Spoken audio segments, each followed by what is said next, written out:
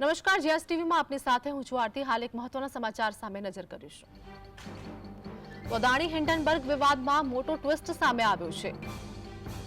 તો આ અંગે વાત કરીએ કે જેમાં સેબીના ચેરપર્સન માધવી બુચને પીએસસીનું તેડું,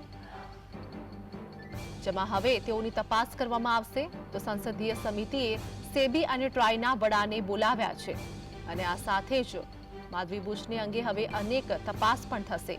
આગામી 24મી ઓક્ટોબરે પૂછપરછ માટે તેઓને બોલાવવામાં આવ્યા છે, જેમાં માધવી બુચ દ્વારા અદાણી ગ્રુપના ઓફશોર ફંડમાં જંગી રોકાણનો આક્ષેપ કરવામાં આવ્યો છે અને આ જ કારણે હવે તેઓને તપાસ માટે પૂછપરછ માટે બોલાવવામાં આવ્યા છે। તો અદાણી હિન્ડનબર્ગ વિવાદમાં મોટો ટ્વિસ્ટ સામે આવ્યો છે। સેબીના ચેરપર્સન માધવી બુચને પીએસસીનું તેડું અને આ સાથે જ તેઓના અનેક પૂછપરછ પણ તેઓની કરવામાં આવશે અને આ સાથે જ તપાસ પણ કરવામાં આવશે। સંસદીય સમિતિએ સેબી અને ટ્રાયના વડાને પણ બોલાવ્યા છે। આગામી 24મી ઓક્ટોબરે પૂછપરછ હાથ ધરવામાં આવશે। તો આ અંગે અનેક ખુલાસા પણ થઈ શકે છે। માધવી બુચ પર અનેક આક્ષેપ લગાડવામાં આવ્યા છે, જેમાં અદાણી ગ્રુપના ઓફશોર ફંડમાં જંગી રોકાણનો તેઓ પર આક્ષેપ છે। આજ મુદ્દે મારી સાથે અમારા સહયોગી કામેશ ચોકસી અમારી સાથે જોડાઈ ગયા છે। માધવી બુચને હવે પૂછપરછ માટે બોલાવવામાં આવ્યા છે, આ સાથે જ અનેક ખુલાસા પણ થઈ શકે। શું વધુ અપડેટ? બિલકુલ આરતી, આપને જણાવી દઉં કે અમેરિકાની શોર્ટ સેલિંગ કંપની હિન્ડનબર્ગે જે એક રિપોર્ટ પ્રસારિત કર્યો હતો અને ત્યારબાદ કહી શકાય કે છેલ્લા 6 થી 8 મહિનાના જે સમયગાળો જે છે તેને લઈને વાત કરવામાં આવે તો ભારતના જે દિગ્ગજ ઉદ્યોગપતિ છે અદાણીની જે ગ્રુપ કંપનીઓ પર શેરના ભાવ સાથે ચેડા કરવાનો આરોપ લગાવવામાં આવ્યો હતો।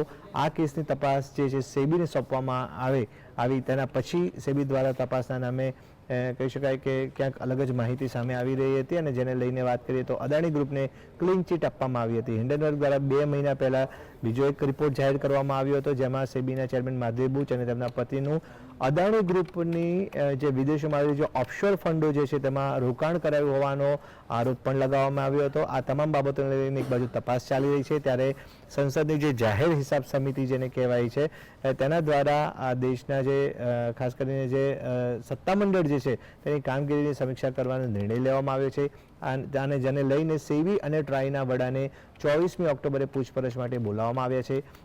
નાણાં મંત્રાલયની વાત કરવામાં આવે તો કેન્દ્રીય નાણાં મંત્રાલયના આર્થિક બાબતોના વિભાગ અને સંદેશા વ્યવહાર મંત્રાલયના ટોચના અધિકારીઓને પણ સંસદીય સમિતિ સમક્ષ હાજર રહેવા માટે ફરમાન કરવામાં આવ્યું છે અને હવે જોવાનું એ રહેશે કે સેબીના ચેરમેન અને ટ્રાયના ચેરમેન અનિલકુમાર લોહાટી પેનલ સમક્ષ હાજર થશે તેવી અત્યારે જાણકારી મળી રહી છે। માધવી બુચની વાત કરવામાં આવે તો માધવી બુચ દ્વારા અદાણી ગ્રુપના ઓફશોર ફંડમાં જંગી રોકાણનો જે આક્ષેપ લગાવવામાં આવ્યો છે અને તેને લઈને પણ તપાસ યથાવત છે, ત્યારે આગામી સમયમાં આ બાબતે લઈને મોટો ખુલાસો થઈ શકે છે।